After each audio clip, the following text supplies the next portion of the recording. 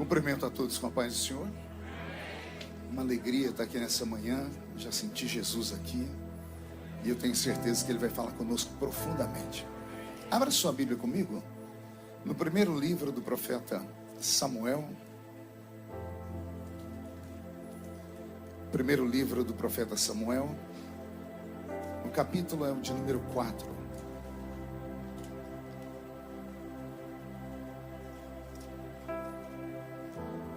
Primeiro livro do profeta Samuel, capítulo de número 4.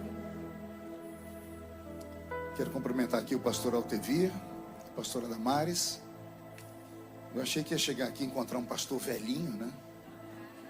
Cheguei ele todo jovenzinho ali, parecendo um manequim de vitrine de shopping center. Alegria, viu? Nós nos vimos em 2004, né, pastor? A gente era crente naquela época.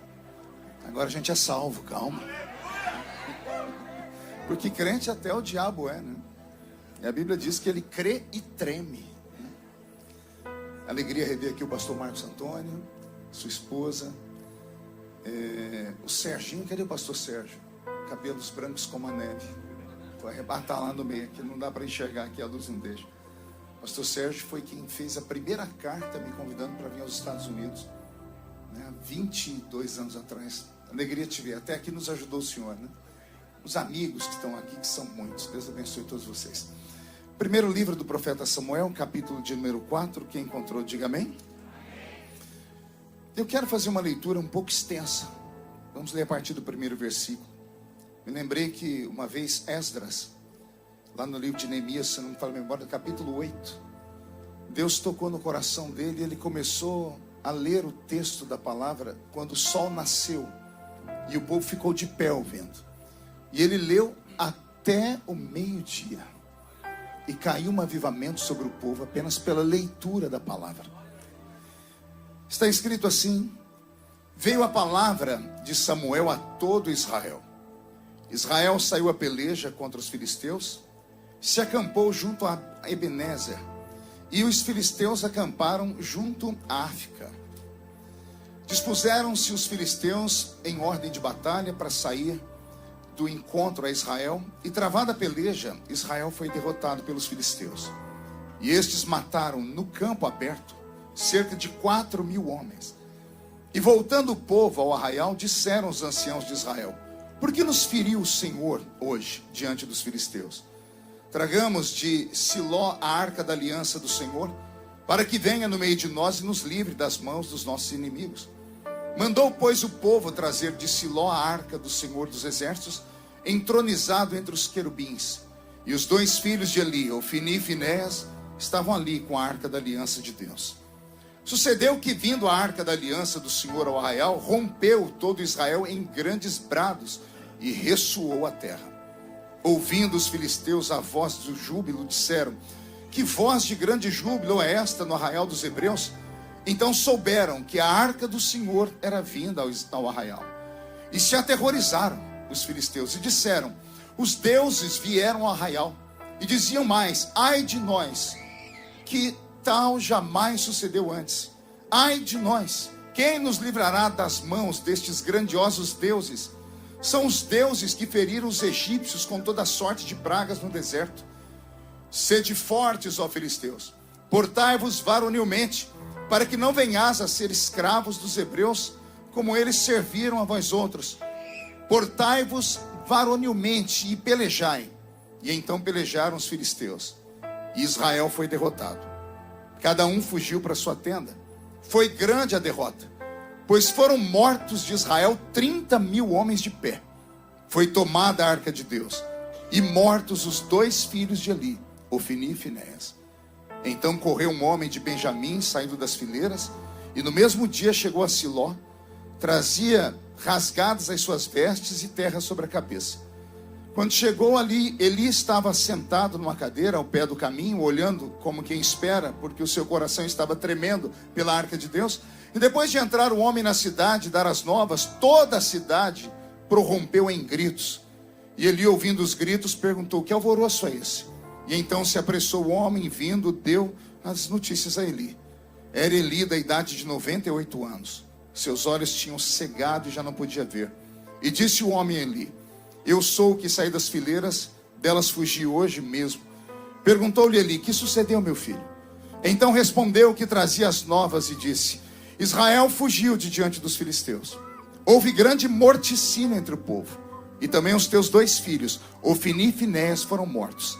E a arca de Deus tomada.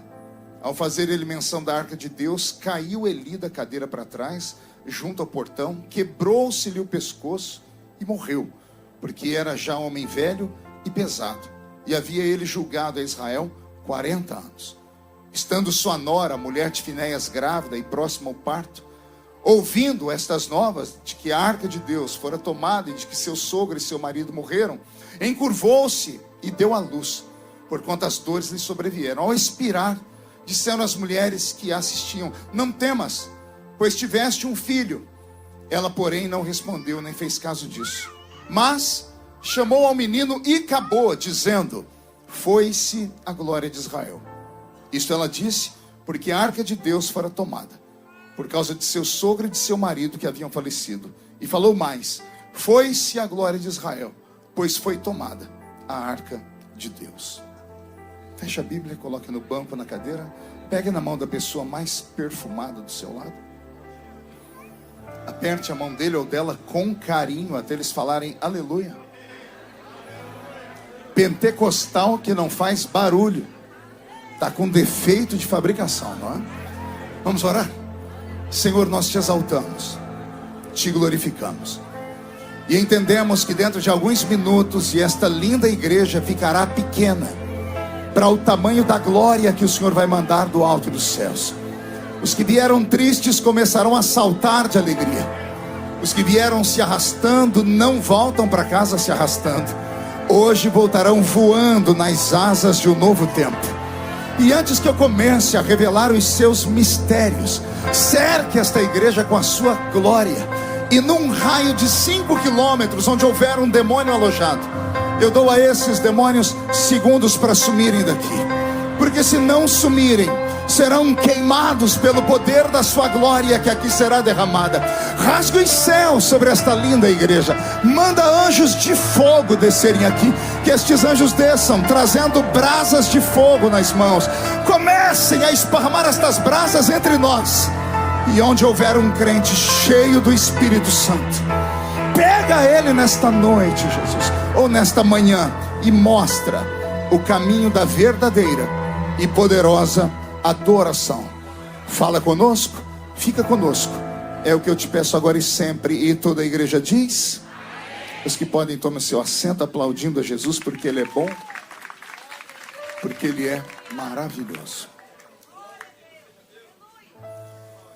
Querida igreja, noiva do Cordeiro, simpatizantes da nossa fé, amigos que vieram de perto, de longe, eu sirvo a Jesus desde criança e prego o seu santo evangelho desde os 13 anos de idade.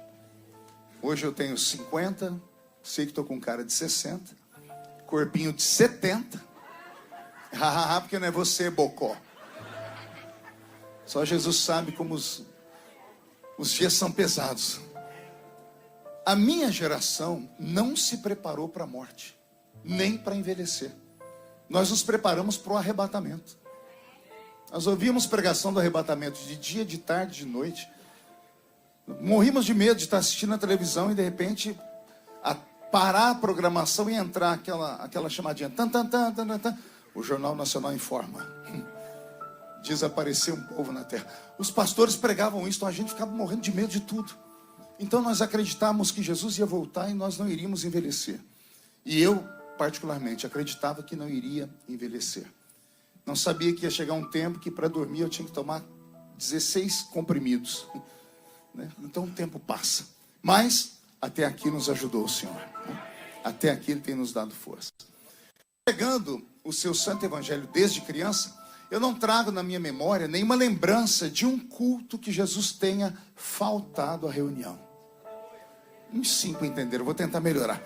Eu quis dizer que desde criança até hoje eu não me lembro de nenhum culto que Jesus tenha sequer chegado atrasado numa reunião. Ele sempre chega quando o primeiro crente chega e só vai embora quando o último crente vai embora. Isso quando ele não encontra aqueles maluquinhos, que eu não sei se tem aqui, pastor Otávio, que amam emendar o culto na vigília, né? Se ele encontrar os vigilheiros de noite, ele fica com eles até o sol raiar. Tudo isso porque ele deixou na sua palavra uma promessa. Ele disse: esta é a minha igreja, e as portas do inferno não prevalecerão contra ela. Quem pertence a esta igreja viva? Deixa eu ver. Que maravilha.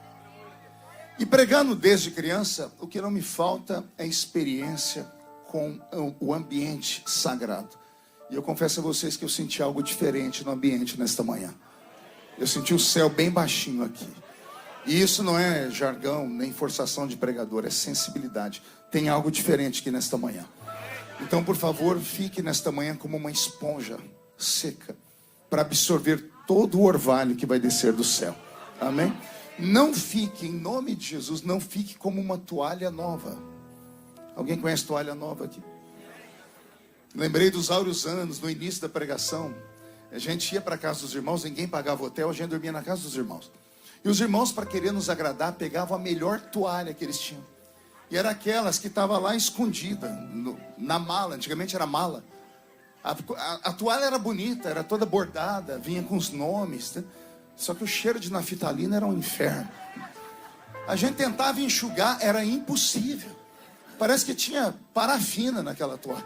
Você empurrava para cá, a água ia para lá, você trazia para cá. Então, por favor, não seja uma toalha nova nessa manhã. Tá? Absorva tudo que Jesus tem para te dar. Posso ouvir mais um grito dessa linda igreja? Vou pedir ao pastor Roberto para deixar o som do teclado um pouquinho mais baixinho. O texto que eu li nessa manhã é um daqueles textos que geralmente a gente não gosta de ouvir. Principalmente essa geração mais nova. A geração mais nova, ela é treinada apenas com mensagens motivacionais, com mensagens de autoajuda, né? Essa geração chamada de geração millennial, não sei se vocês já têm conhecimento disso, estudam sobre isso. Uma geração que não suporta uma mensagem de mais de 20 minutos. Alguns seminários do Brasil hoje já estão estabelecendo regras para os novos alunos, dizendo que o pregador ele tem que saber condensar uma mensagem bem rápida. Porque a geração mais nova é a geração do TikTok, de passar o dedinho rápido pela tela do celular e não tem paciência de ouvir. E talvez isso vá nos custar muito caro no futuro. É porque a palavra é o que sustenta. O louvor ajuda, o louvor é a chuva que cai sobre a terra, preparando ela, mas é a palavra que dá sustância ao crente. Principalmente aquele crente que vem lá daquela época, né? De 1800 e bolinha. Lá das Assembleias de Deus, né? Nós somos acostumados com tutano, né?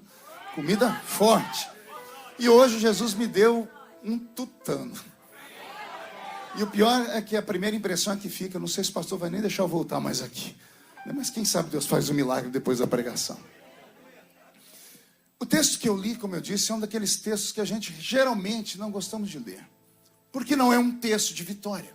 É um texto de profunda derrota.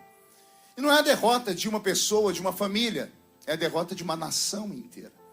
E não é qualquer nação. Não é como uma guerra entre a Ucrânia e a Rússia. Era a nação escolhida, do povo eleito. Do povo especial, zeloso e de boas obras. A única nação na terra que tinha um governo teocrático. A única nação na terra, naquele tempo, estabelecida pelo próprio Deus. Que Deus criou para ela um início, um meio e um fim. Foi o Senhor na Mesopotâmia, lá na terra de Ur dos caldeus, ergueu para si um homem chamado Abrão, tira ele da sua terra, fazendo a ele uma chamada que só um maluco para entender ou para aceitar. Na calada de uma madrugada, dentro da sua tenda, ele ouve vozes. E a voz diz para ele: sai do meio da sua parentela e vai para uma terra que eu ainda vou te mostrar. Ou seja, sai sem rumo, sai sem um GPS, sai sem um mapa, sai sem nada. Pega a sua tralha, a sua família e sai. E não é que Deus ficou tão espantado com a crença desse homem que Deus falou para ele: então olha para o céu, conta as estrelas. Ele não deu conta. Então tenta contar a areia da terra, da praia, também não deu conta. O Senhor disse: pois bem, assim será a sua geração. Será forte e gigante como as estrelas, será imensa como a areia da praia. Em ti serão benditas todas as famílias da terra. E aqui estamos nós, que não tínhamos nada a ver com Abraão, e abençoados debaixo da sua nuvem. Amém? Então Deus chamou Abraão. De Abraão vem Isaac, de Isaac vem Jacó, de Jacó seus 12 filhos, seus 12 filhos a nação de Israel, que eu carinhosamente chamo de igreja do Velho Testamento. Alguém pode falar, pastor, mas o termo igreja não cabe no Velho Testamento, porque igreja vem de uma palavra grega, eclésia, ou eclesia, né? Que significa chamados para fora. Então eu reafirmo, havia uma igreja no Velho Testamento. E ela começa com Abraão, porque Deus chamou ele para fora, né? Abraão sai para fora. Se a palavra igreja vem do grego, que é chamados para fora, começa com Abraão. Então Deus levanta essa nação para ser o seu povo no Velho Testamento. E a igreja do Velho Testamento foi uma igreja que deu muita dor de cabeça ao Senhor. Uma igreja que fracassou. Uma igreja que terminou seus dias ganhando um silêncio de Deus. Se pegarmos o último livro do Velho Testamento e irmos para o primeiro livro do Novo, Malaquias e Mateus, vamos ter um período chamado de interbíblico, onde Deus passa 400 anos sem falar com a raça humana. Por quê? Porque a igreja do Velho Testamento fracassou em todos os quesitos dela. Era uma igreja que tinha pastores, tinha profetas, tinha sinais, tinha glória, tinha unção, tinha nuvem, tinha anjos, tinha sinais, prodígios e maravilhas. E nada disso foi suficiente para aquele povo. Quando chegamos aqui no capítulo 4 do livro de Samuel, esse povo chega ao ápice da derrota. Porque eles vão chamar o profeta Samuel em um canto e vão dizer para ele: Samuel, já não estamos mais no deserto, já não precisamos mais de maná, não precisamos mais da rocha de Meribá, da água para nós. Nós não precisamos mais que o sapato não envelheça, agora nós temos condições de fazer os nossos próprios sapatos. Então nós cansamos de termos um governo que, sentado em um trono que a gente não sabe onde fica, está alguém que a gente nunca viu, está alguém que a gente não sabe como é, não sabemos a sua altura, não sabemos a cor da sua pele, não sabemos nada sobre ele. Você chama ele de Yahvé, de Deus. Você escuta ele, você fala com ele, ele fala com você, mas nós não ouvimos ele. Raramente, vez por outra, ouvimos aí um trovão e você diz que é a voz dele. Vemos um raio, um relâmpago, você diz que é a glória dele. Mas é você quem diz isso. Então, Samuel, faz o seguinte, conversa com esse Deus aí, fala para ele que nós não queremos mais ele governando a nação. Nós queremos ser como as nações vizinhas, como os Eveus, os Heteus, os Girgazeus, porque todos eles têm um trono e têm um rei que eles veem. Tem um rei que eles podem aplaudir, que eles podem cantar para ele, que podem fazer salmos para ele, mas falando da cor da pele dele, dos olhos, do cabelo, da textura, dos seus grandes feitos. E o nosso Deus, que é o nosso rei, a gente não sabe como ele é. O povo rejeitou Deus. Dá para acreditar nisso? Dá para acreditar que esse povo teve uma memória tão curta? Eles esqueceram de tudo aquilo que os pais contaram a eles, de como foi a abertura do Mar Vermelho, de como foi que Israel atravessou, de como foram as 10 pragas do Egito, de como foi que Deus saciou a fome deles, a sede deles. Chegou um tempo em que Israel estava dentro de um espaço geográfico que era a terra deles, a terra que manava leite e que manava mel. E uma vez nessa terra, eles tinham todos os motivos do mundo para adorar a Deus, para glorificar a Ele e para agradecer. Pois quando estavam lá, na terra da segurança, eles abandonaram Deus. E ao abandonar Deus, eles fizeram pior. Pediram para que Samuel falasse para Deus: ó, saia do caminho e coloque um homem para reinar sobre nós. Porque nós queremos mostrar para as outras nações que nós não somos um povo maluco. Nós não somos esquizofrênicos. Nós não somos fora da casinha. Porque enquanto as outras nações são regradas e regidas por um homem, a nossa é regida por um ser abstrato que a gente não consegue entender. Eu imagino o profeta Samuel, que nesta época não era um velho, não tinha tantas experiências com Deus, era um jovem. Havia sido recém-chamado dentro do santuário, na calada de uma noite. Ele foi falar com o profeta e o profeta disse: vai dormir, meu menino, eu não te chamei não. Depois da terceira vez é que o profeta acorda e diz assim: olha, há de ser que possa ser a mesma voz que me chamou quando eu era menino também. Se a voz te chamar, diga: fala, Senhor, porque o teu servo ouve.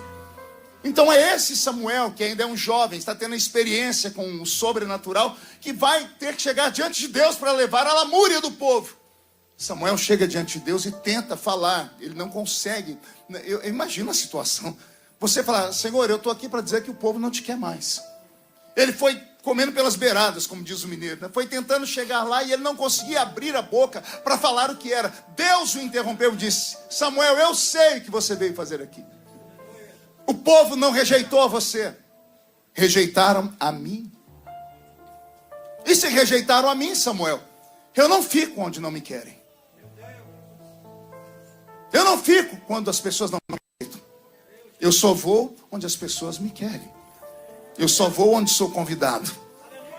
Eu só vou em lugares onde as pessoas me amem. Porque isso é um princípio de sabedoria. E eles querem um rei homem, não é? Pois bem, olha como eu sou bondoso. Eu darei a eles um rei que será tão belo, mas tão belo, que as pessoas vão olhar para ele e vão ficar de queixo caído. E ele não vai ser só bonito, ele vai ser alto. Vai ser o homem mais alto de Israel. Acima do ombro não terá outro homem como ele. E aí Deus vai e dá a ele Saul. Mas antes de aparecer Saul no meio da história, Deus tem que criar um momento para mostrar a eles que ele não ficará mais com eles. Deus tem que criar uma situação para dizer: olha, estou saindo do trono invisível de Israel, porque vocês mandam embora, para que esse trono seja ocupado por um outro homem, por um outro rei. E como é que Deus cria a história? Ele incita a ira dos filisteus, que fazia anos que não brigavam com Israel. Os filisteus do nada tiveram um toque, um surto e falaram: vamos contra os hebreus. E os hebreus já tinham dizimado os filisteus várias vezes. E alguém lá no meio do arraial dos filisteus teve a linda ideia: vamos contra os hebreus dessa vez. Alguém por vingança que perdeu o pai, o avô, o bisavô, o tataravô. E não é que o povo caiu nessa pilha e foram para a peleja. Levaram 10.000 filisteus para o campo de batalha. Quando eles estavam a certa distância da cidade, onde no alto da muralha o atalaia de Israel olhou pela luneta e viu a bandeira do exército inimigo tremeluzindo, ele já conhecia aquele desenho, porque aquele inimigo era inimigo reticente, e o que estava na bandeira era o desenho do deus dos filisteus, Dagon. Dagon era meio homem e meio peixe, uma espécie de sereia, ou triton, ou o pai da pequena sereia, como queiram. Quando o homem viu, ele tocou a trombeta de guerra e avisou: os filisteus estão vindo aí. O chefe da guarda de Israel perguntou quantos eles são. De longe o atalaia enxergou, calculou pelo espaço, 10.000 homens. O líder de Israel soltou um grito aqui dentro e falou: só precisamos de 30.000. Levaram 30.000 homens para o campo de batalha. 30.000 contra 10.000 é covardia, é 3 por 1. 30.000 soldados habilidosos de Israel contra 10.000 filisteus. Em outras campanhas, os filisteus com um número muito maior, Israel deu cabo deles. E agora Israel está indo com um número 3 vezes maior. E vai para a peleja. Quando a peleja começou, caíram mortos 4.000 soldados de Israel. Israel recuou, levantaram a bandeira branca, pediram um tempo para cuidar dos feridos. Contaram os mortos e os feridos. E alguém disse: por que será que Deus está deixando o nosso exército perder? Olha que pergunta idiota. Eles mandaram Deus embora. Nós não queremos mais Deus governando, querendo um homem. E agora eles começam a perguntar por que Deus deixou eles perderem. Aí eles tiveram uma ideia brilhante. Pergunte qual? Lembraram que eles não eram uma nação comum, que era uma nação que tinham muitos poderes miraculosos. Eles tinham, para eles, naquela época, eles achavam que era uma caixa mágica. Era uma arca chamada Arca do Concerto, ou Arca da Aliança. Uma caixa de madeira de acácia, que é uma madeira muito mole, muito fácil de ser trabalhada, uma madeira branca. Dentro dela, ela era toda pintada de ouro por dentro e por fora. Dentro dela estavam os utensílios sagrados de Israel. Um vaso de ouro com maná, a vara de Arão que havia florescido no deserto, quando Deus escolheu a tribo dos levitas para cuidar da parte espiritual. E dentro da arca também estavam as tábuas da lei escritas pelo dedo do próprio Deus. Em cima da arca havia uma tampa chamada propiciatório. O propiciatório era uma tampa feita de ouro maciço. Até hoje estudiosos têm dificuldade de entender como é que a arca suportava o peso da tampa, porque a arca era feita de madeira de acácia, muito simples, muito molinha e pintada de ouro apenas, mas a tampa era de ouro maciço, e ouro é um metal extremamente pesado. Imagine uma tampa de mais de 1 metro por quase 70 centímetros de largura, ela com 2 querubins de ouro maciço feito por cima dela, toda trabalhada. A tampa da arca devia pesar quase 300 quilos de ouro, só a tampa da arca. Então, eles tinham essa caixa. Os avós desses soldados conheciam a história da arca e sabiam porque Deus havia dado aquela arca. E ouviram a voz de Deus no meio do deserto. Os tataravós conheciam a história da arca. Os bisavós, os avós, os pais já não sabiam mais de arca nenhuma. Pararam de contar os pais para os filhos, porque entraram numa época de conforto. E quando estavam todos muito bem confortáveis, esqueceram de contar para os filhos deles como é que tudo começou. E aí os próprios filhos começam a dizer, não, isso, até quem ouvia dizer, não, isso é conversa do avô.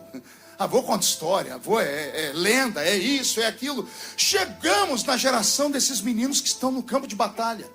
Eram meninos que tudo que conheciam sobre a arca, sobre Deus, sobre milagres, não passavam de lendas. Por que lendas? Porque eles ouviram falar, mas nunca viram. Nunca experimentaram.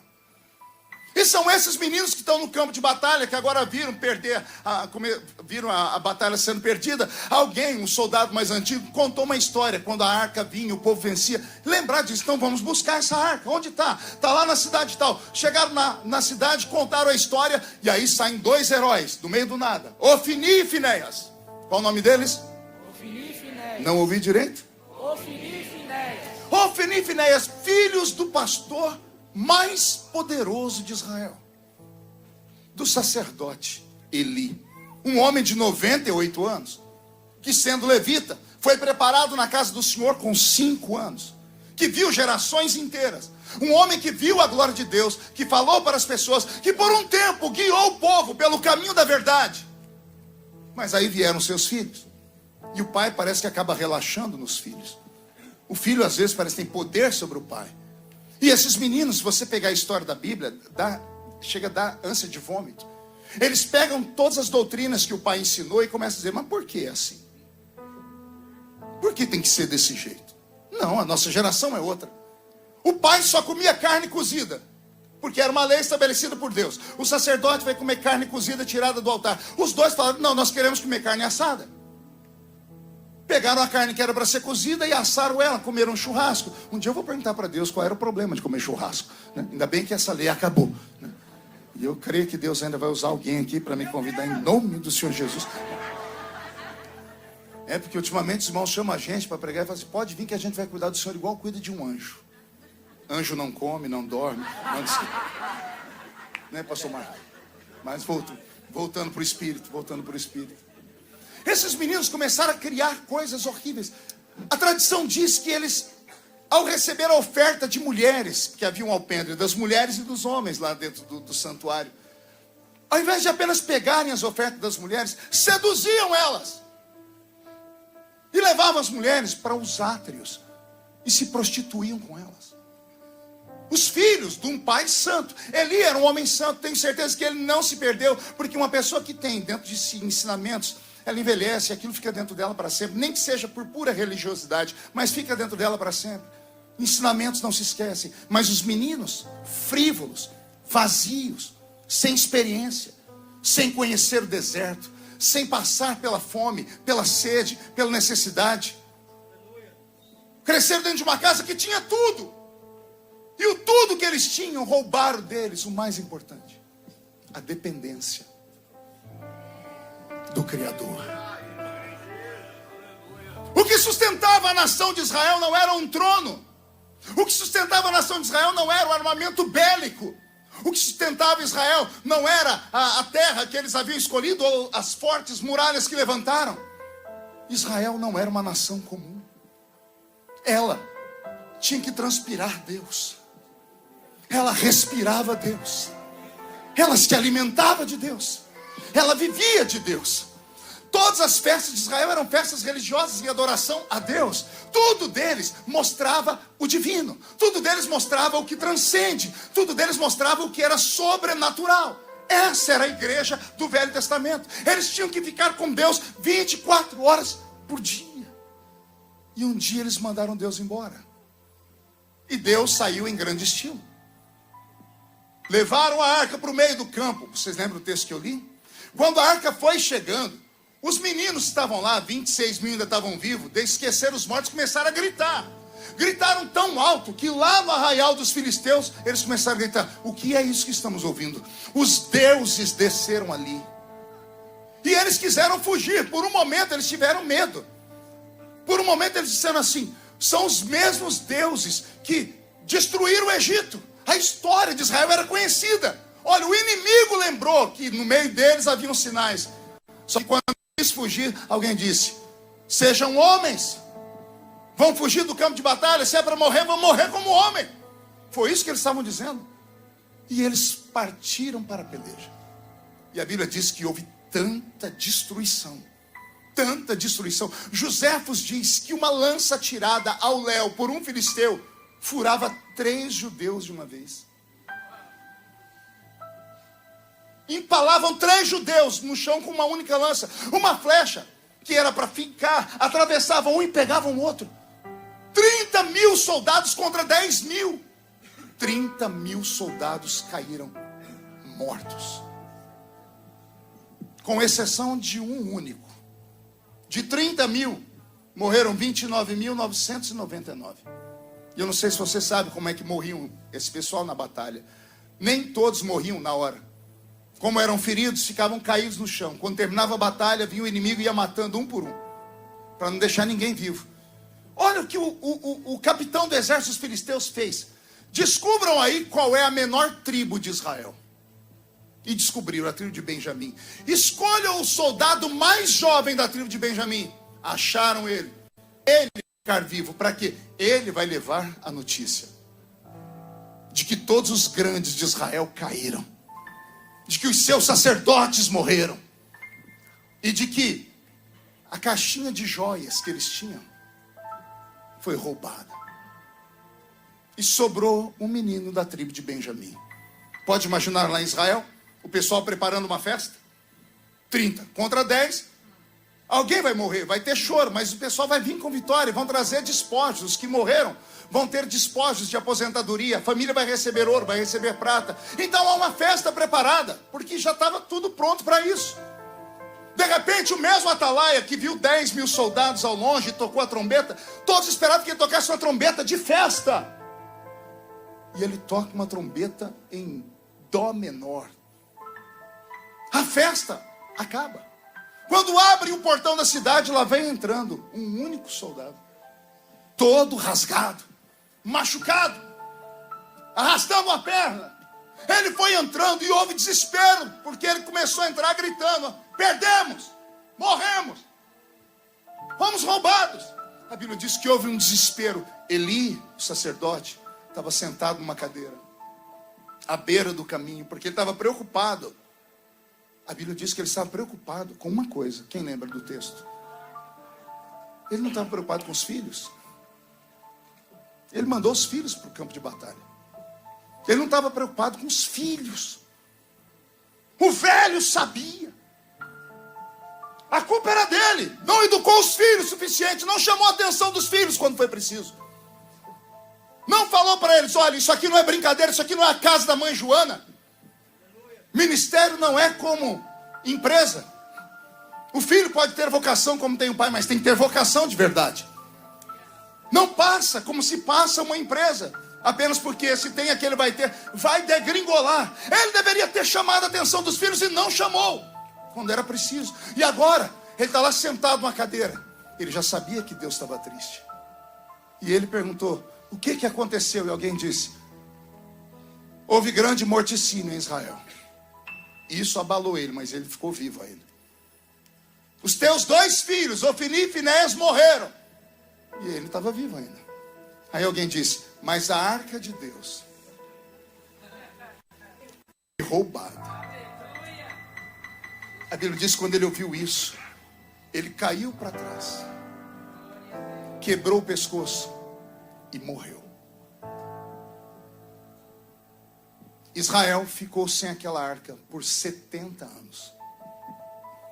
Veio o reinado de Saul, veio a glória momentânea de Saul, um rei problemático, endemoniado, bonito, forte, todos sabiam onde ele estava, todos viam o rei, todos podiam tocar naquele rei, mas não eram tocados pelo rei. Todos viam o rei, mas aquele rei no trono não via o povo. porque era limitado. O Deus anterior, o rei anterior, eles não viam ele, mas ele via o povo. O povo não podia tocar nele, mas ele tocava o povo. Por 70 anos, houve tristeza em Israel, houve lamentações em Israel. Chegou o tempo de Davi governar. Saul está morto, Davi vai governar. Davi herda um reino. E aqui o título da mensagem: herança maldita. Davi herdou um reino, sentou no trono. Pastor Marcos, se eu estiver errado, o senhor me corrija. Ao sentar no trono, ele olhou e viu que o reino que ele havia recebido era um reino perfeito. Era um reino o quê? Mas era incompleto. Pastor, isso não existe. Uma coisa perfeita, automaticamente ela é completa. Nem sempre. Isso aqui é um paradoxo. Existem coisas nessa vida que são perfeitas, mas não são completas. Por exemplo, um vaso na mão de um oleiro. O oleiro só deixa o vaso sair da mão dele se estiver perfeito. Se estiver torto, trincado, ele quebra o vaso e refaz de novo. E aqui uma mensagem para quem gosta da questão do oleiro, hein? O vaso só pode ser quebrado na mão do oleiro. E enquanto está sendo fabricado. Porque depois que foi fabricado, depois que já está sendo usado, não pode quebrar, não tem conserto. Só vai colocar um durepox nele. Quem olha de longe diz, o vaso é perfeito. Mas todo mundo que chega perto diz, já foi quebrado. O vaso só pode ser quebrado durante a construção dele. Então o vaso na mão do oleiro só vai sair se for perfeito. Quando o oleiro vê que a peça está perfeita, ele leva para o forno, volta, pinta, volta para o forno. E ele diz, pronto, o vaso está perfeito. Mas o vaso perfeito ainda é incompleto. Alguém compra o vaso, leva para uma loja, coloca na vitrine. E passa uma mulher, um homem, olha o vaso, gosta, compra o vaso porque ele é perfeito. Ninguém compra um vaso com defeito. Só compra porque é perfeito, mas ainda é incompleto. Aí o vaso chega na casa da pessoa. A pessoa desembrulha, lava e coloca a vida dentro do vaso. Coloca flores, terra. No Egito Antigo colocavam os ossos. Então o vaso que era perfeito ficou completo.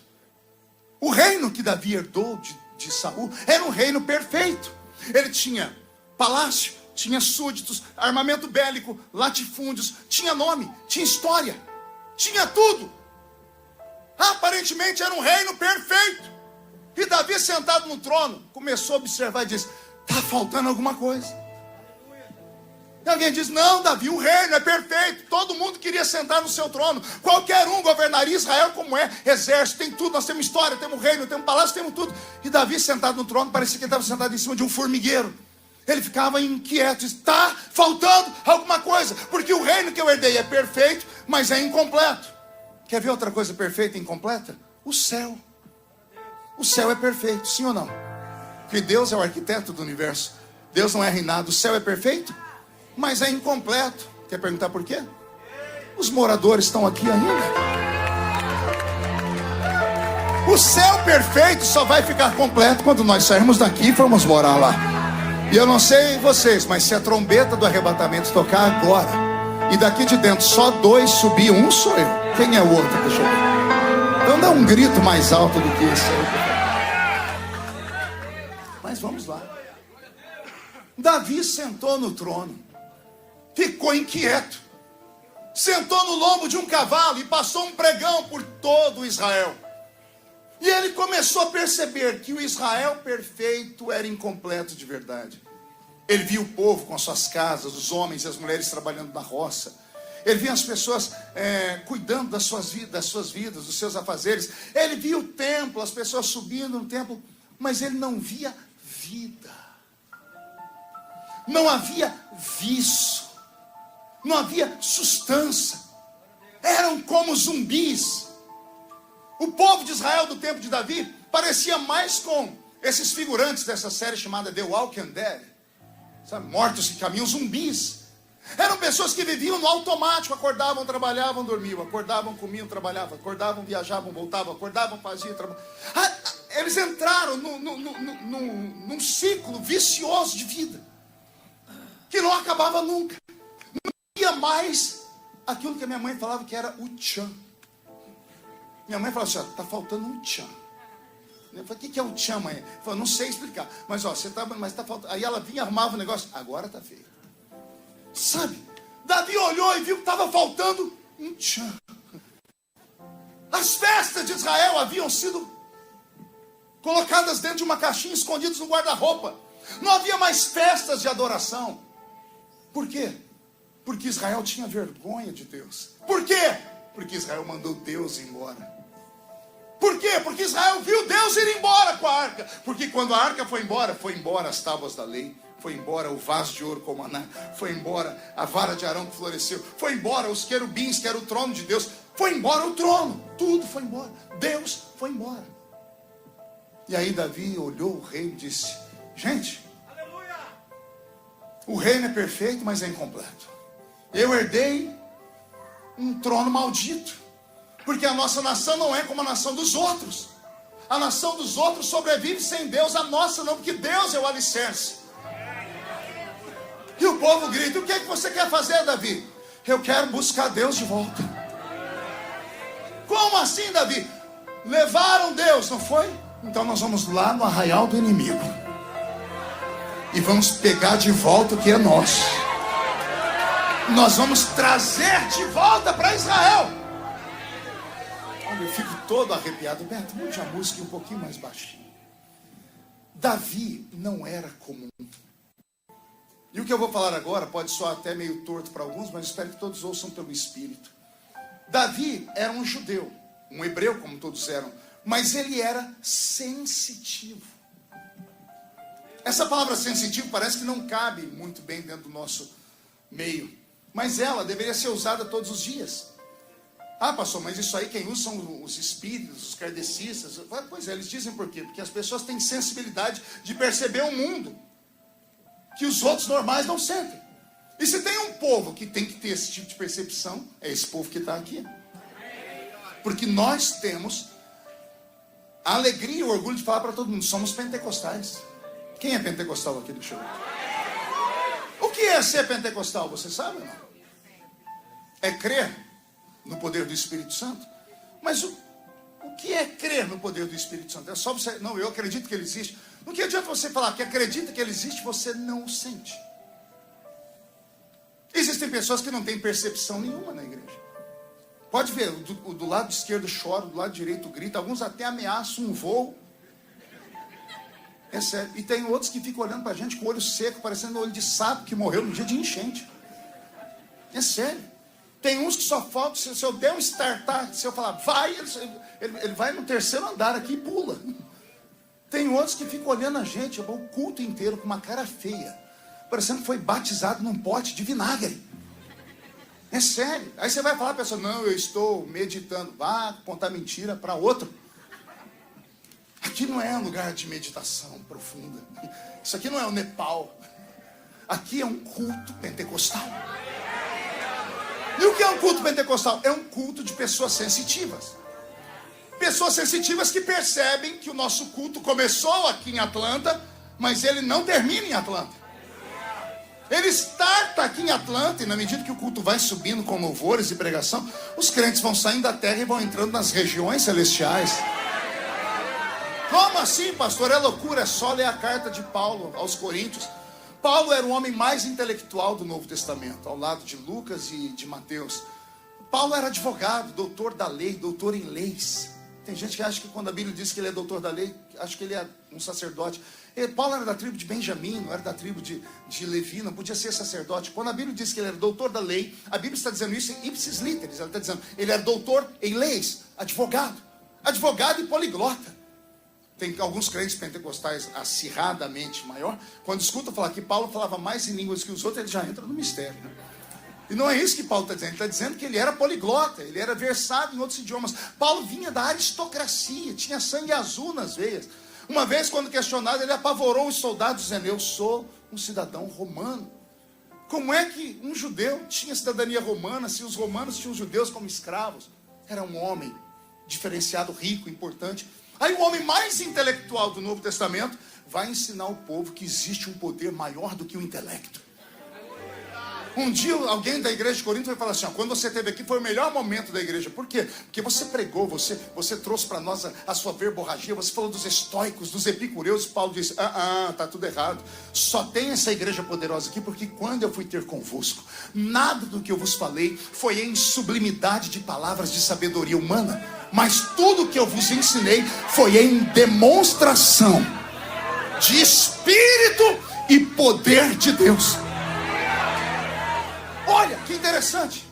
O mais intelectual do Novo Testamento passou a vida inteira ensinando o povo sobre o mundo invisível.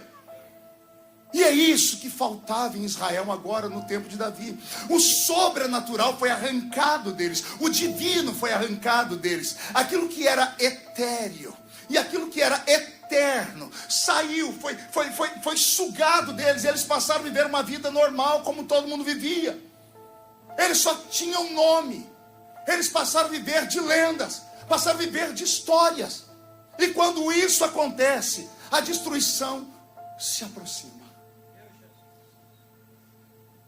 Como eu disse, essa história do Velho Testamento aponta para a igreja do Velho Testamento.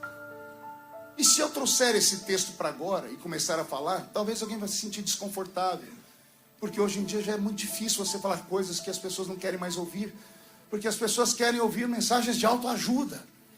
Igreja não é lugar de autoajuda. Se você quer uma mensagem de autoajuda, entra na internet, digita lá Pablo Marçal e vai ouvir uma mensagem dele. Digita lá David Leonardo, uma mensaginha. Não importa o que você fez no verão passado. Jesus te ama. Você é uma florzinha de Jesus. Sabe? Quer autoajuda? Vá ver isso. Aqui não é lugar de autoajuda. Aqui é lugar de ajuda do alto.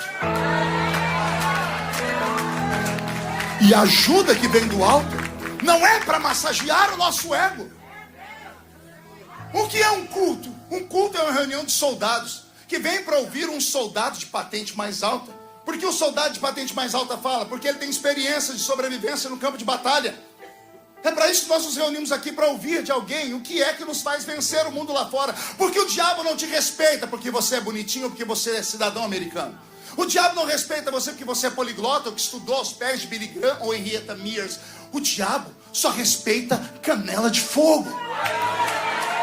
Pastor, como assim? Vou falar. Eu estou falando aqui com brasileiros. E alguns americanos estão ouvindo. Para os americanos eu peço licença. Para você que é brasileiro, não. Você nasceu em uma igreja viva. Para chegar aqui e ser bonita como a senhora é hoje, a senhora vem lá do Oco do Bambu. Só porque agora fala How are you? Excuse me. Só porque fala isso, acha que está acima da média dos demais seres humanos. Você esqueceu que para chegar aqui você subiu um monte, desceu um monte. Foi na casa da irmãzinha do Coque, da irmã Maria, que só tinha 2 dentes na boca. Lembra? Pois é. Foi assim que você chegou aqui, debaixo de uma profecia, debaixo de uma palavra, debaixo de uma autoridade, debaixo de línguas estranhas. Orava de madrugada, orava na neve. E agora que está tudo bem, você vem para a igreja, cruza as pernas,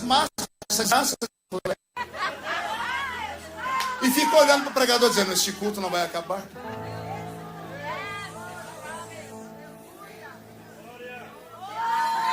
E aí alguém vai falar com você e diz assim, não, eu não sou mais um crente menino. Isso aí é só para aqueles crentes meninos. Ou coisa ruim. Vai arrumar um tanque de roupa suja para lavar, bem cheio. O poder de Deus não é uma experiência para alguém que tenha uma falha na mente. Porque hoje em dia já tem uma tendência de alguns neopentecostais, que estão mudando tudo. Agora tem o neopentecostal. O neopentecostal, ele é um pentecostal elitizado. Ele vai dar glória a Deus e diz, glórias a Deus. É o neo, é um novo pentecostal. Ele fala, não preciso disso nem daquilo, não. Basta a gente ficar cantando. Ah, pastor, eu choro no culto, já está feliz. A senhora chora em casa escutando Gustavo Lima. Escondidinha lá no banheiro, trabalhando, limpando a casa lá, house clean. E aqui o foninho do ouvido, ele diz, sou homem de família. Desaba a chorar. Até hoje, quando põe o filme do Titanic. Jesus usa, mas quando o diabo pega, dá isso aí. Aí tá lá o Leonardo DiCaprio, segurando naquela placa de madeira, olhando, Rose, I love you, Rose. Aí ele solta e vai afundando. A senhora chora sem parar. Até hoje eu não entendi porque que ele não subiu em cima daquela madeira. Cabia ele, a Rose, o pai da Rose, a mãe da Rose. Nunca entendi isso. Mas isso é uma história para outro dia. O que o senhor quer dizer com isso, pastor? O fato de derramar uma lagriminha na igreja não quer dizer que você está cheio. Isso aí é alma. E a alma engana muito. A alma é o palco das emoções. Eu quero saber do seu espírito. Eu quero saber da sua sensibilidade. Eu quero saber se o seu corpo ainda arrepia. Em algum momento, quando alguém libera uma palavra, quando o louvor sobe. Eu quero saber se ainda vem mensagens proféticas na sua mente. Porque você já foi profeta. Até as suas línguas estranhas desapareceram. Aí você diz, não, eu não preciso mais disso. Você não precisa de mais nada, então. Só do dólar. Ah, pastor, eu estou aqui, não estou. Você acha que estar aqui é o suficiente? Tem crente que vai à igreja que está viciado. Ele não consegue ficar sem ir no culto, mas chega no culto, não absorve nada, não aprende nada. Termina o culto, ele reúne lá fora com meia dúzia de gente pior do que ele, que tem uma língua do tamanho da gravata do pastor Marcos Antônio. E fica falando assim, você viu a música? A moça errou na segunda estrofe. O músico desafinou. O pregador, rapaz, ele foi falar que quem fez a arca foi Moisés. As pessoas se tornam críticas e não sentem mais o divino, o sobre-humano. Aí não sabe porque saem daqui e antes de chegar em casa tem uma guerra dentro do carro. Não sabe que quando chega dentro de casa está saindo do culto de mão dada. Um vai para um quarto, o outro vai para o outro. Não sabe que as coisas desandam. Esquecem que a origem de toda a bênção do crente é Deus, bem como toda maldição. Tudo em nós tem a ver com o mundo sobrenatural. Tudo, anote aí, crente pentecostal, tudo que acontece na sua vida tem origem no mundo espiritual. Tudo. Quando a viúva foi falar com o profeta, olha, estão vindo roubar os meus 2 filhos para ser escravos. O homem diz, o que você tem em casa? Eu tenho uma botijinha de azeite. Falei, tá aí o seu problema. Você tem uma botija de azeite que é símbolo do Espírito Santo e não dá valor nele. Quer resolver o seu problema? Encha-se do Espírito Santo. A Bíblia Sagrada tem 1 milhão de frases sobre essa escondidas. São chaves que viram na vida do crente. Porque nós não somos normais. Eu não estou pregando para homens e mulheres. Eu estou pregando para veículos de Deus. Como assim, pastor? O Espírito Santo não habita nesse templo. Mas ele habita em mim. Como assim, pastor? Isso é heresia. Ele não habita aqui, que ele não habita em templos feitos por mãos humanas. Está escrito. O que ele faz? Ele visita o templo. Quando? Quando você vem. Quando que ele visita? Ele vem dentro de você. Você é o templo do Espírito Santo. Se você é o templo do Espírito Santo, como é que você pode sair do culto dizendo assim, eu não senti Deus, eu não senti nada? Então tem alguma coisa muito errada. E o erro não está na pregação, o erro não está no louvor, porque nós aqui somos apenas apoiadores, nós estamos tentando te ajudar. Mas é você quem se move, é você quem busca, é você quem tem que bater na porta até ela abrir, é você que tem que pedir até receber, é você que tem que procurar até achar. Não basta vir para cá e ficar olhando para a gente com cara de pena, esperando que o pregador vá e te revele. Libere uma palavra, que o povo gosta de uma adivinhação que só Deus na causa. Né? Tem hoje cultos especiais só para revelações. Aí 10 são revelados, porque o revelador não dá conta de revelar todo mundo. Aí vai para fora da igreja, 90% dizem, Deus não me ama, Deus me odeia, porque só falou com ele. Você não precisa disso. O maior profeta da sua vida mora na sua casa. Como assim, pastor? Mora lá, você vê ele todo dia e ignora. Quando você olha para o espelho, está lá o maior profeta da sua vida. Você precisa ter uma conversa com você mesmo. Olhar para o espelho e falar assim, vamos tomar vergonha na cara? Vamos parar de ficar escorado na vida dos outros? Os outros ficam orando, me leva, me arrasta, ora por mim, faz isso. Está na hora de você criar juízo. Está na hora de você buscar aquilo que você perdeu. O que você perdeu foi a sensibilidade. A percepção de que existe algo maior do que essas paredes aqui dentro. De que você está num ambiente onde tudo pode acontecer. Por quê? Porque o divino está aqui dentro. A sua vida está como Israel. Crente e acabou. Porque foi isso que aconteceu. A mulher está dando à luz e alguém diz, nasceu um homem, coloque um nome bonito no seu filho que exalte a Deus. A mulher diz, não, o nome do meu filho vai ser Icabô, que significa foi-se a glória de Deus. Crentes e acabou. ministros de louvor e acabou. Pregadores e acabou. Pastores. Estamos entrando num ritmo frenético de falta de graça e de unção, acreditando mais nas nossas forças. Raramente acontece algo sobrenatural. Tente lembrar a última vez que você ouviu alguém interpretar línguas estranhas em um culto. Tente lembrar. A grande maioria vai dizer assim: como assim? O que é isso? É alguém interpretando aqui no meu ouvido? Não. É alguém levantar com uma palavra profética e o outro levantar e entender aquelas línguas estranhas e falar. Lembre aí da última vez que você ouviu alguém falar que foi arrebatado e voltou para contar uma história. Ih, pastor, isso era coisa de antigamente. Pois é. O que aconteceu? Porque a Bíblia diz que Deus é o mesmo. Ontem, hoje e eternamente. Se Deus é o mesmo, quem foi que mudou? Não é Ele, somos nós. Nossa atitude. Nós entramos aqui dentro e não sabemos o que estamos fazendo aqui dentro. E aí, quando você atravessou a porta, o Espírito Santo estava lá na porta te olhando. Você entrou, ele apertou as mãos como uma criança assim, ansiosa, dizendo assim: quem sabe é hoje? Hoje o quê? Quem sabe hoje ela volta. Quem sabe ele volta. Não é se entregar de novo para Jesus, não. Você nunca saiu daqui. É voltar para si mesmo. É voltar a lembrar de como foi que tudo aconteceu na sua vida. Quem não conhece a história está fadado a repeti-la. O homem ou a mulher que esquece o seu passado não merece um futuro. Você não pode esquecer de onde você veio. Você pode melhorar com o passar do tempo. É natural você ficar moderno, mas não é natural ficar mundano. Você pode ser para frente, só não pode deixar Jesus para trás. Você pode ser uma pessoa importante, pode ficar velho, como eu estou ficando velho, de barba branca, mas você não pode perder a comunhão, a essência, a unção. Você não pode sair daqui, você batizado com o Espírito Santo, sem falar em línguas. Ah, pastor, mas eu não senti nada. Aí é que está o problema. Não sentiu por quê?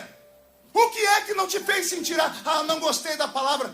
Como assim? A palavra não é sua, ela vem do céu e ela não volta vazia. O problema não está na palavra, não está aqui, o problema está aí.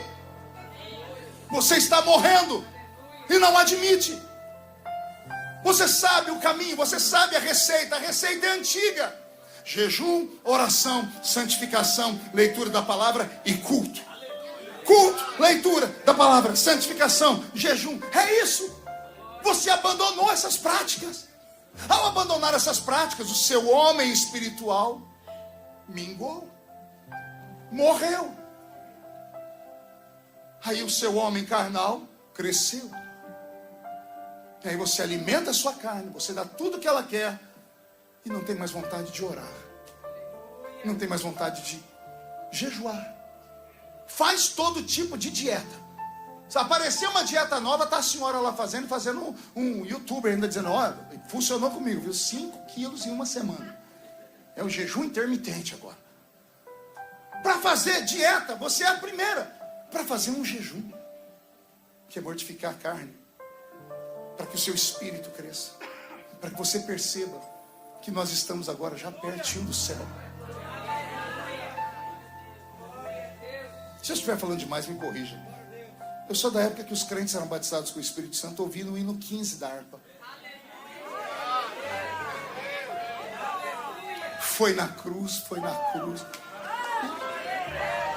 Não tinha melodia bonita, não tinha instrumento bonito, era um pandeiro e uma sanfona. Os pastores tinham uma porcaria de um sininho no púlpito, que era para fazer os crentes quietar de tanto barulho que a gente fazia. Hoje a gente tem que ter uma buzina e fala: pelo amor de Deus, grita, faz alguma coisa. E alguém diz assim: mas o que aconteceu conosco? Jesus te trouxe essa manhã porque Ele tem coisa muito grande esse ano para você. Mas o que Ele vai fazer com você esse ano depende do seu estado de espírito. Depende de como você está aqui por dentro. Depende se você está tocando o sobrenatural, se há alguma coisa fora do normal, se você ainda sente a presença dele, se você ainda, ao ler a Bíblia, sente prazer, se você sente prazer em ouvir um louvor. Se não, você está como Davi, você herdou um reino maldito, que tem tudo que as pessoas querem. Você tem dinheiro, você tem carro, você tem até o seu documento, você tem uma casa que todo mundo vai lá, mas não tem vida dentro da sua casa. De vez em quando você vê tudo que você construiu e diz assim: poxa, que saudade lá de quando eu dormia naquele lugarzinho pequeno. Você sabe que está faltando.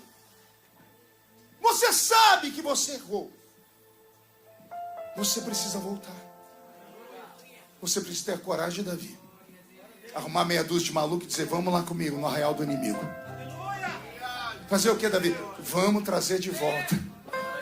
Vamos buscar a glória de Deus de volta. Vamos, tem que ter um gesto. Deus não age. Ah, pastor, está escrito: agindo Deus, quem impedirá? Velho Testamento. Deus interferia na história de Israel. Novo Testamento é graça. É um favor imerecido. Deus não age, Ele reage. Não espere Deus fazer o que você tem que fazer primeiro. Se você der o primeiro passo, o segundo e o terceiro são dele. Mas tem que ser você. E o que o senhor quer que eu faça, pastor? Enlouquece aqui dentro. Destrava. Tira essa armadura que foi colocada em você, não sei por quem, nem quando. Por que o senhor quer que eu seja aquele crente menino? Exatamente. Eu quero que você seja aquele crente de volta. Aquele menino buchudo, de calça curta, aquela menina que quando sentia gritava, levantava, não estava nem aí para quem está à sua esquerda, à sua direita. Mas pastor, a nossa igreja, quem fala de você não paga as suas contas, não te visita quando você está doente, não te estende a mão quando você precisa. Você só tem um que te ama de verdade, e ele está esperando você falar com ele. Exato, está esperando você levantar a mão, pular, plantar a bananeira, sair rodando debaixo desse banco. Isso é fervor, isso é vida, isso é autoridade. Você cantorou um revelessuri de candarabahara.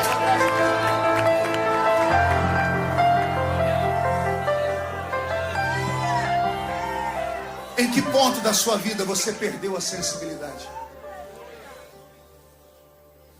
Deus deu ao ser humano normal 5 talentos, que a ciência chama de sentidos. Deus deu ao homem natural a audição, visão, olfato, paladar e o tato. Com esses 5 sentidos, o homem natural percebe o mundo físico ao seu redor. Amém? Com o meu tato eu sinto a densidade do púlpito, com os meus olhos eu vejo a beleza das roupas de vocês. Com o meu olfato, quando eu abracei o pastor, eu percebi que ele não usa mais perfume do Avon. É bom o perfume aí, meu olfato. Então, esses 5 sentidos que Deus deu ao ser humano é para perceber o mundo invisível. Agora olhe para mim. Ao homem natural. Mas eu estou falando com pessoas, pastor Juarez, que são sobrenaturais.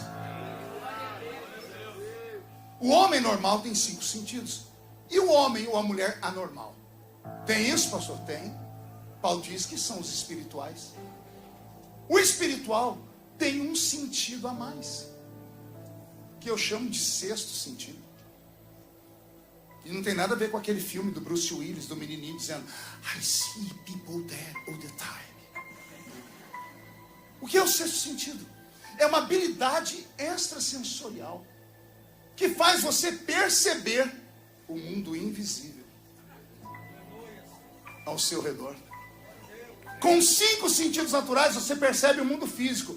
O crente que é sensitivo, que sente a presença de Deus, que tem um contato, ele vê anjo, ele ouve palavras proféticas, ele tem sonhos, ele estende a mão e Jesus cura. Onde põe a planta do pé, a porta abre. Pastor, mas isso é possível? Você já foi assim, é que você esqueceu. Você lembra quando você ia visitar as pessoas, você orava antes: vou lá visitar aquela irmã, faz tempo que não vem na igreja. Você botou o pé dentro da casa dela, arrepiou o corpo inteiro. Quem lembra disso? Por que arrepiou? Seu lado sensitivo, tem alguma coisa estranha aqui dentro. Expulsa, abra a boca e manda embora. Você já foi assim. Você já foi assim. Eu não estou apresentando um evangelho novo. Eu estou tentando resgatar. Eu estou tentando te trazer de volta. Eu estou tentando te explicar que não adianta você ter tudo sem Ele, porque tudo sem Ele é nada. Ter tudo sem Ele é nada. Mas se Ele estiver com você de novo, vamos ouvir Davi reclamar? Fim da vida. Senhor, tira de mim o seu reino. Senhor, tira de mim a fama. Só não retires de mim a sua presença. Não retire de mim o meu cantinho no canto da cama. Me deixa salmodiar, me deixa dizer: o Senhor é meu pastor e nada me faltará. Do que adianta tudo? No fim da vida, o que resta ao homem é o que ele plantou no céu. Salomão, o homem mais rico do mundo, o homem mais mulherengo do mundo, o homem mais famoso do mundo, o homem mais inteligente do mundo, quando foi escrever seu último livro, quando ele foi colocar a cereja do bolo, ele disse: eu vivi muito. Tudo que os meus olhos viram e desejaram, eu dei a eles. Tudo nesse mundo é vaidade. Só tem uma coisa que vocês têm que aprender comigo: lembra-te do teu Criador. Porque é só o que temos. Quando eu vi aqui hoje o Enoque, o Juarez, o Sérgio, eu lembrei da nossa época, 22 anos atrás. Como é bom saber que vocês estão aqui, querido. Quantos não deram conta? Quantos não chegaram até o fim? Quantos? E olha nós aqui, capengando, cheio de defeito, mas estamos aqui. Por quê? Porque os nossos pés estão fincados em uma rocha. E qual é o alicerce dessa rocha? Aquilo que os olhos veem, aquilo que os ouvidos ouvem e aquilo que o coração sente. As pessoas perguntam: como é que o senhor aguenta as lutas? Porque tudo comigo vai para o Jornal Nacional, né? Ah, porque não é você. Aí todo mundo fala: agora morreu. E olha eu aqui. Alguém pergunta: mas como? Eu digo: simples. Eu vi, eu ouvi e eu senti. Ninguém tira, Marconi, Deus daqui de dentro. Pode vir a batalha que for, eu conheço Ele. E sabe o que é interessante? Esse dia eu estava orando sozinho, comecei a chorar. Eu falei: Deus, quando eu falava com o Senhor quando eu era menino, eu falava como menino. E agora com 50 anos eu entro na sua presença e eu falo com o Senhor como menino. Eu ainda te chamo de papai. Eu ainda sinto a sua falta. Sabe, Deus, para Deus a gente não envelhece. O carinho que Ele tinha com você no início, Ele tem agora. Mas Ele mudou por quê? Não foi Ele, foi você. Você está entendendo? Foi você que mudou. Eu sempre dou um exemplo das minhas filhas. Eu tenho 3, Karen, Kathleen e Camille. A mais novinha é a Camille. Às vezes o pessoal chegava em casa lá, meus amigos passavam o dia inteiro comigo. Quando terminava, dizia assim: pai tem filho predileto. Eu falei: por quê? Você gosta da pequenininha, né? Eu falei: como assim? Você abraça ela, você beija ela, você fica com ela, você brinca com ela. Eu digo: eu acho que está errada a sua perspectiva de olhar. Aí a pessoa fala: por quê? Eu disse: eu não saí de perto de você. Foi? Falei: não fui eu que fui até ela. É ela que vem até mim. Eu não fui beijar ela, é ela que vem me beijar. Não fui eu que fui brincar com ela, ela que veio brincar comigo. Interessante, eu tenho 3. As outras 2 têm o mesmo caminho, têm a mesma abertura, pode se aproximar. Mas sempre tem um filho atrevido. Pegou aí? Cadê os filhos atrevidos dessa casa? Não é que Deus usa aquele e não me usa. Não, não é. Aquele lá nasceu virado para a lua. Mentira. É que aquele lá busca. É que aquela lá bate na porta. Não deixou a chama apagar. O que você chama de fanatismo, para ela é só brasa viva dentro do altar. Está na hora de você buscar aquilo que você perdeu. Você fica em busca de coisas que você não tem ainda e esquece de coisas que você perdeu.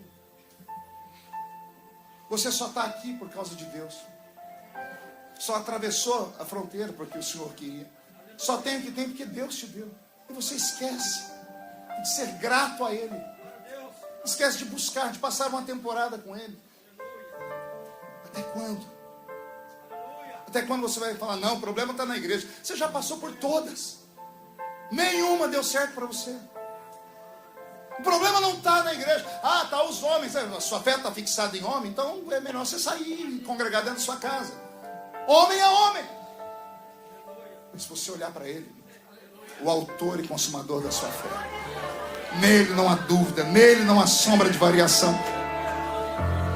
Pode se levantar 11 mil demônios contra você. 1000 cairá de um lado, 10.000 cairá do outro lado, e você não será atingido.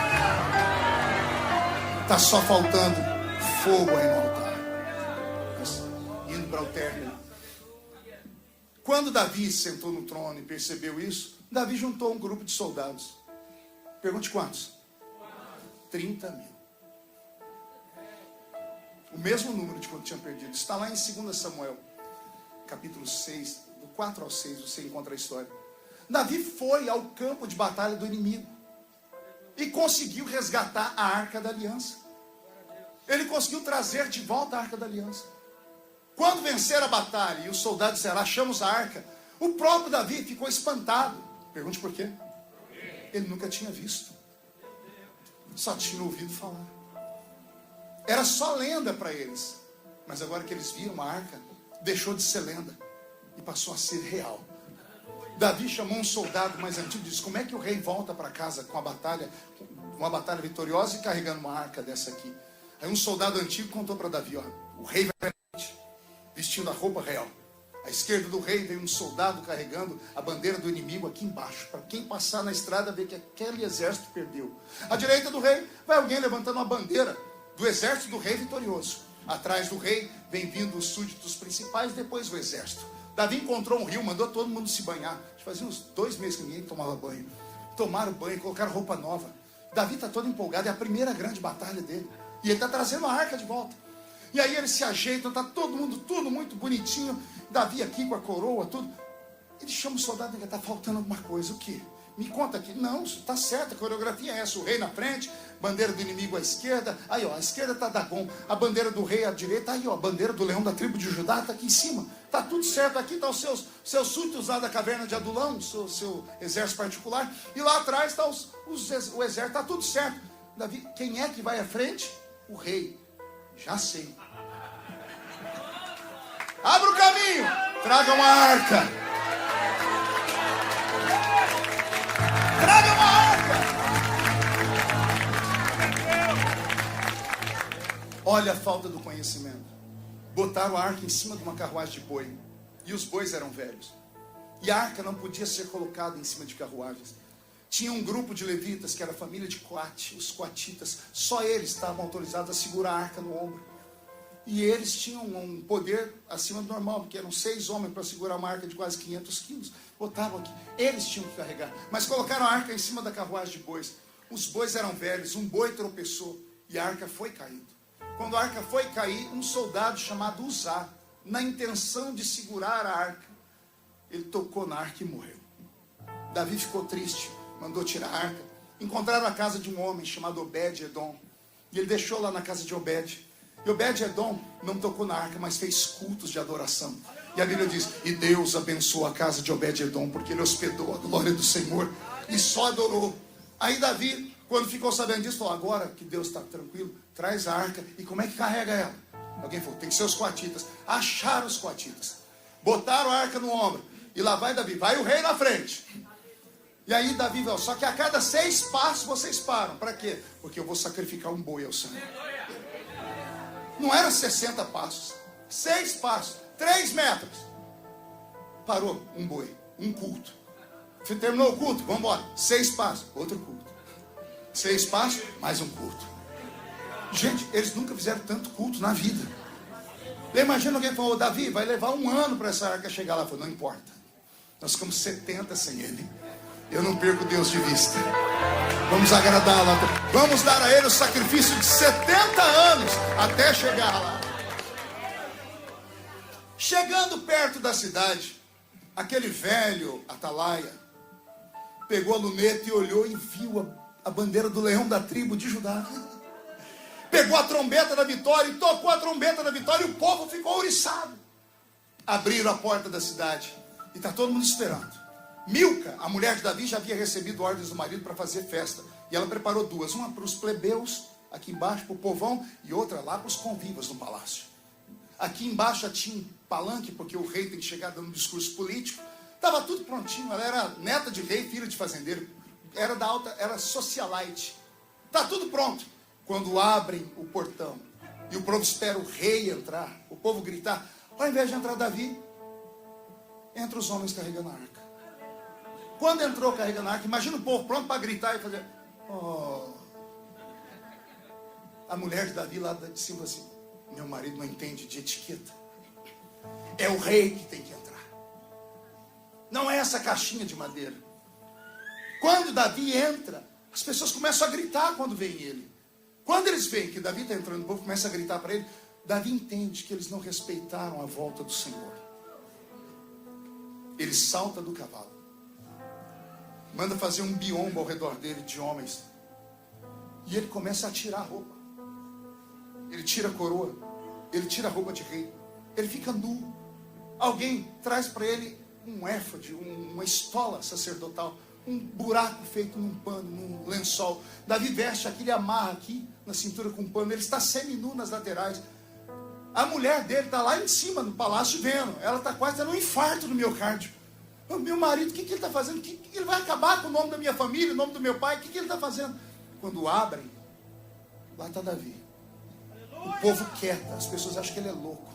Ele pede um grupo de levitas para tocar uma música.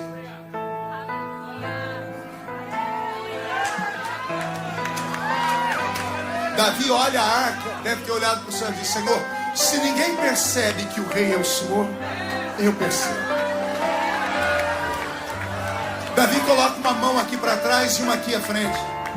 Porque é assim que um judeu começa a dançar. Começa a tocar, Davi vai ao redor da arca e começa a dançar sozinho. Ele vai bailando.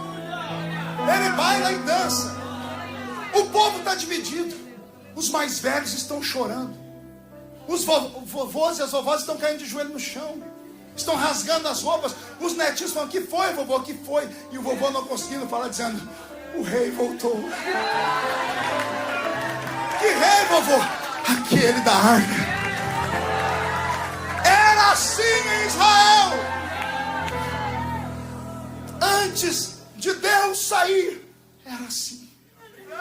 Era dança, era festa, era humilhação, era louvor.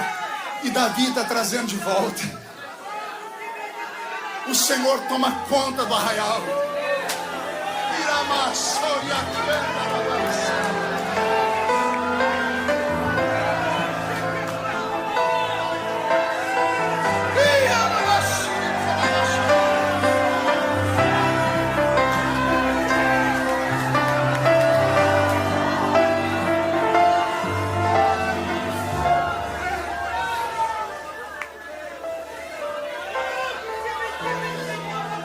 Ei,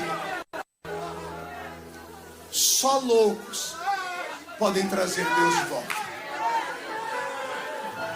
Só sensitivos podem trazer Deus de volta.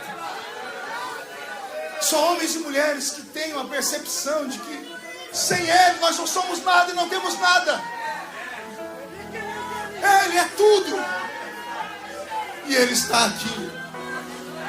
Enquanto eu falo, Ele caminha no meio da igreja. Não é a minha voz, não é a melodia da música do Roberto, é a presença dele que está fazendo isso. Então, por favor, esquece quem está à sua esquerda, à sua direita, e adore ao Criador. Deixa a glória de Deus voltar.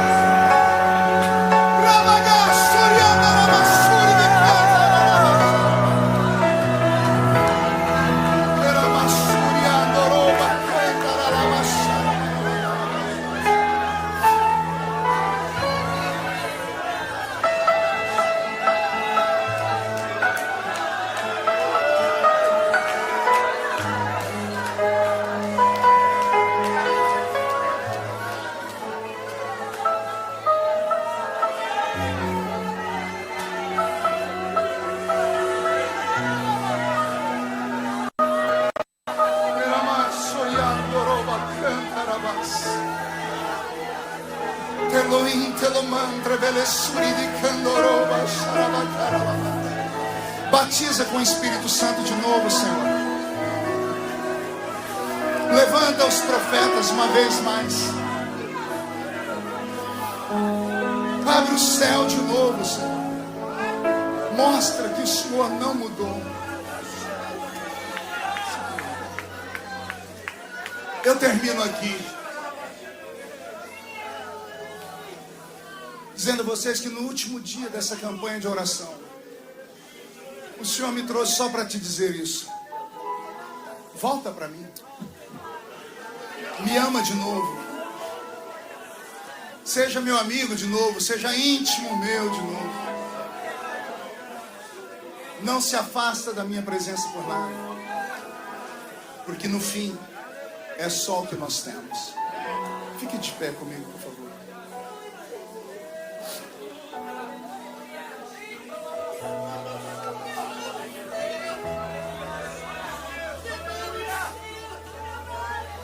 Ah, Jesus.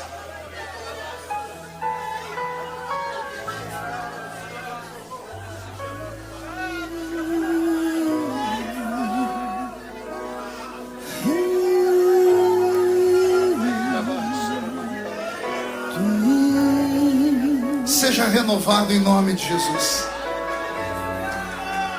Os batizados com o Espírito Santo sejam tomados. Enquanto a igreja está orando de cabeça baixa, eu queria fazer um único convite nessa manhã. Eu não sei se você vai ter coragem de vir, mas eu vou ter coragem de te convidar.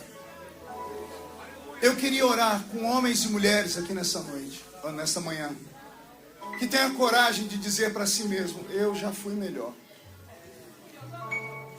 Eu queria voltar a ser como antes. Eu queria voltar a fumegar de novo, a ser fervoroso de novo. Eu queria voltar a ter sonhos proféticos, visões. Eu perdi, pastor, em algum canto da vida, em algum momento, eu perdi. E eu quero de novo. Você teria coragem de sair do seu lugar e vir aqui perto?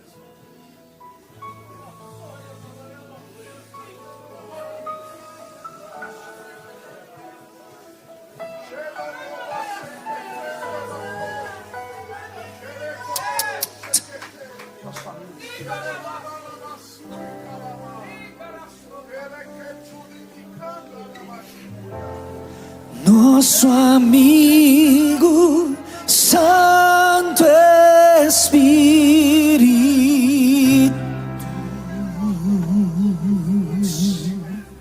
Fala, Senhor.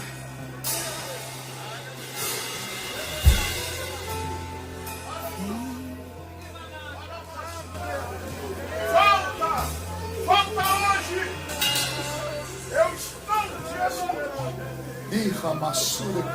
Volta aos teus pés. Lembra-te dos primeiros dias. Hoje eu estou te esperando.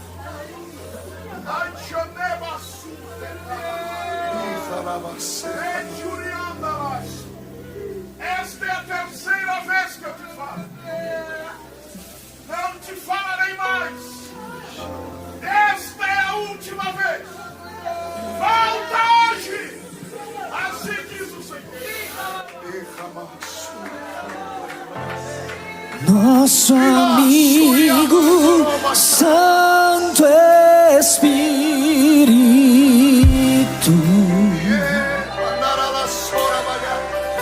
Volta hoje.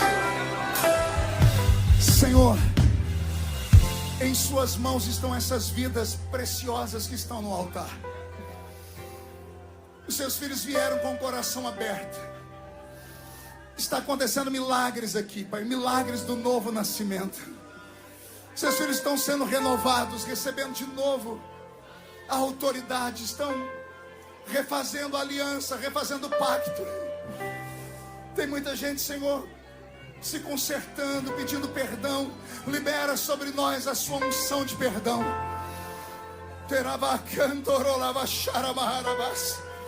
Batiza com o Espírito Santo quem nunca falou em línguas, meu Pai. O ambiente está propício. Batiza essa criatura agora. Recebe o batismo com o Espírito Santo. Devolve os talentos. É o que eu te peço em nome de Jesus. Os que estão ajoelhados, fiquem de pé. Todos os que estão de pé, de olhos fechados, levantem a mão direita bem alto, aberta.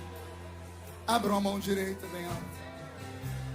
E diga comigo, em nome de Jesus, todos os demônios que roubaram a minha sensibilidade, as minhas experiências, o meu fervor, a minha alegria, os dons, a minha santidade, eu ordeno, venham para a palma da minha mão.